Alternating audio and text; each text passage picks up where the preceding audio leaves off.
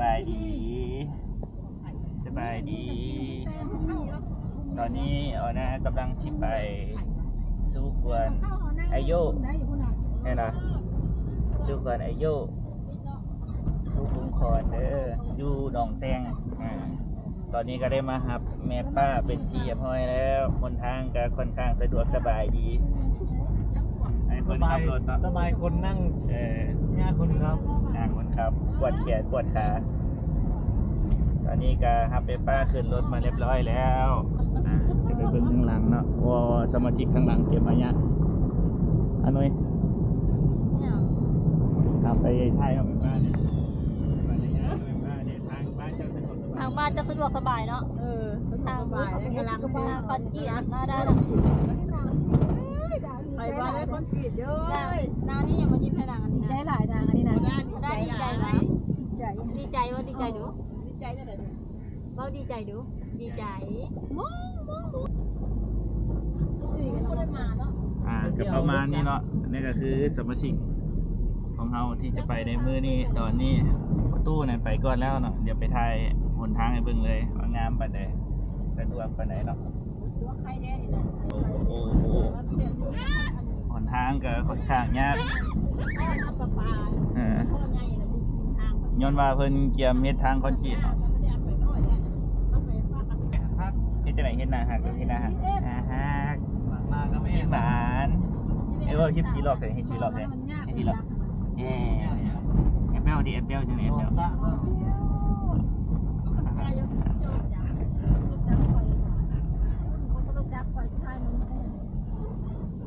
เอาได้เห็นรถจกอ่ะเอาได้เจ้ากินตุ่มว่าเจ้ากันเลยนะได้เห็นรถจกให้เจ้างมปลาให้มันกินมันตอนนี้ใกล้สิฮอดทางออกแล้วก็ยังบ่ได้ฮอดไงเนาะทางออกนี่จับได้ต้องจับ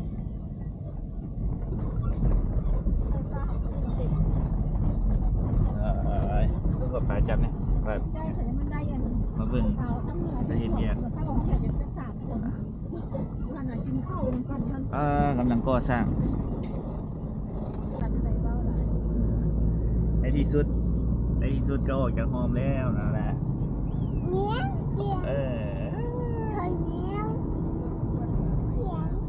เขียนใส่ลูก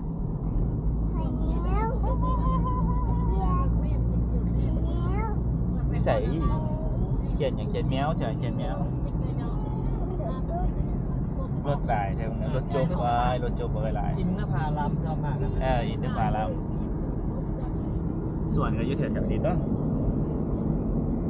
โอเคตอนนี้ออกมาจากโฮมแล้วโฮมดงบางแล้วกำลังไปต่อโซเชียลเป็นงานเดลบอน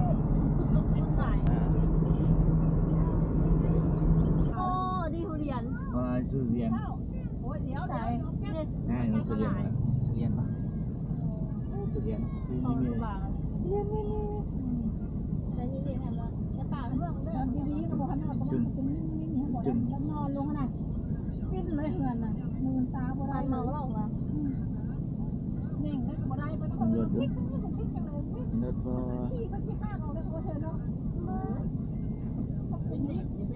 มารถคันใหญ่เลยมารถคันใหญ่โอเคโบเฮ็ด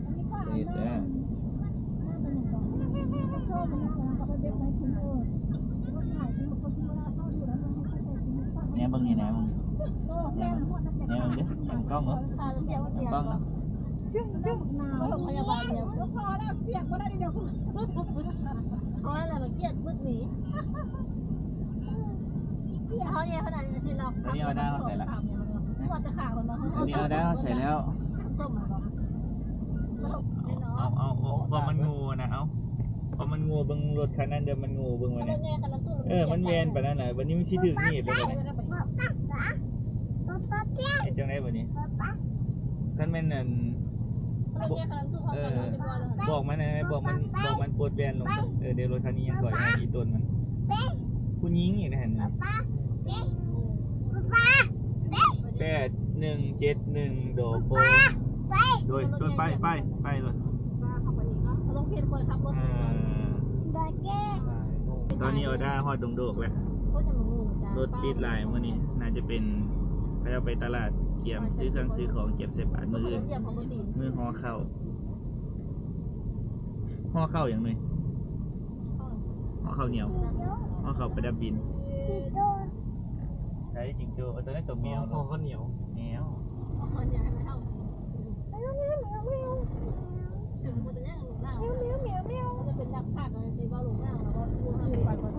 ก็ไปละว่างานอย่างนอกทำมาถ่ายงานก็ เอาก็ต้องได้นั่นน่ะเนาะก็ต้อง ถ่ายอันที่โอจอน ก็ต้องได้สอบถามนะเป็นโฆษก เมื่อไหร่จะห่อโอ้เรื่องโมงพวกอะไรอย่างเงี้ย2 โมงเลย นี่แหละ อ๋อวิทยาในใครเอาน้องยา ไปรถติดรถหลายรถ กายเลยเนาะโมกาย หลาย ไปกดแถวไหน ไปรถข้างหน้ามีอยู่แถวหนองแตงก็มีคือกัน ไปรถเอาให้มันวิทย์จากนี้ก่อนซะรถติดแหงเนาะโอ้ยรถติดแหงเนาะนะเอ้ยรับแล้ว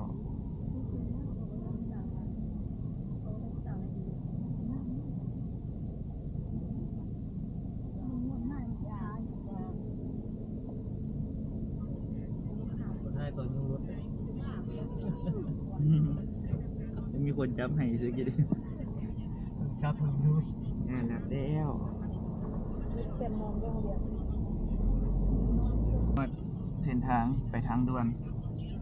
แล้ว ใครนั่งใครนั่งรถ โอ้อันนี้นี่กองบัญชาการทหารอากาศ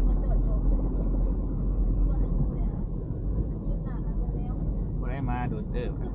ตะกี้มาดูตอนมาตาเดินสมัยทางปีเดชมาแล้วงานภาคแดนภาคใต้นี่ฮอดแล้วเด้อฮอดงานลงคอนละมีทหารทหารเนาะ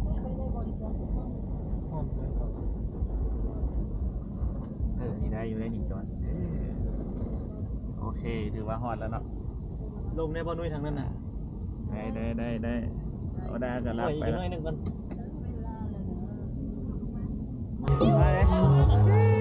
ตอนนี้เอาได้ฮอดเดือนลุงพรหรือว่าฮอดลุงพรนะเด้อ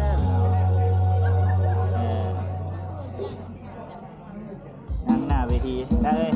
ป้อนเลยลูกป้อนเลยมาเลยแน่ป้อนเลยป้อนเลยนี่ไปสู้ป้อนเลย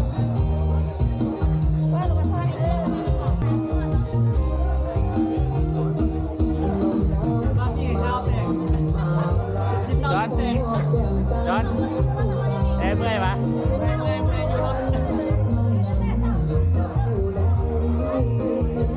ได้ได้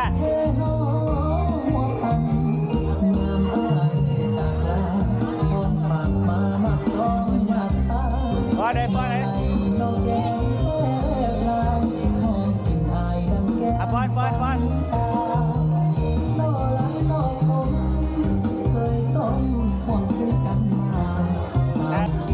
อนบอลให้แม่บอลในมือไหม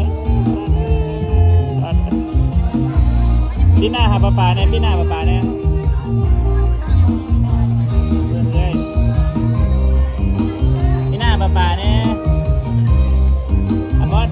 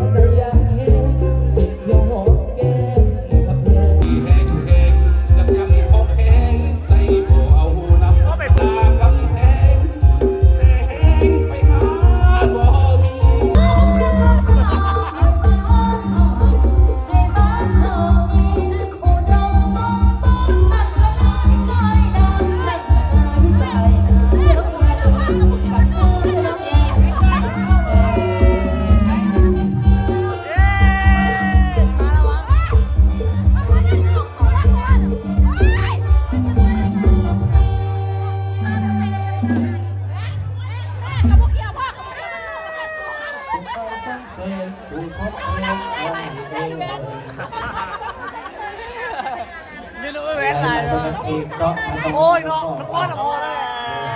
ว จะเป็นแบบเซิร์ฟกันแน่30-40เพลงเนาะพยายามโทรมาเซิร์ฟแน่พาสังเสงไปกู้ระเบิดแน่ในหลายส่วนงานเพลงเนาะ เอาลุย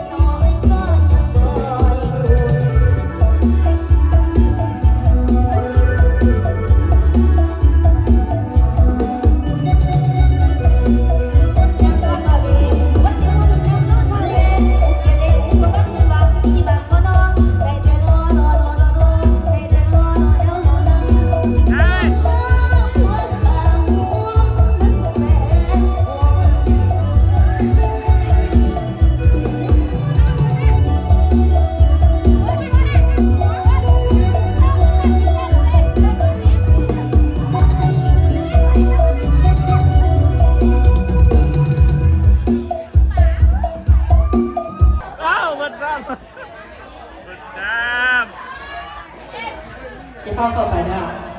อยู่ใต้ร่มกันเป็นเสมอแล้วเอา แม่กระบอกเขียวว่ากระบอกเขียวมันโล่งไป ก็นอนอ่ะ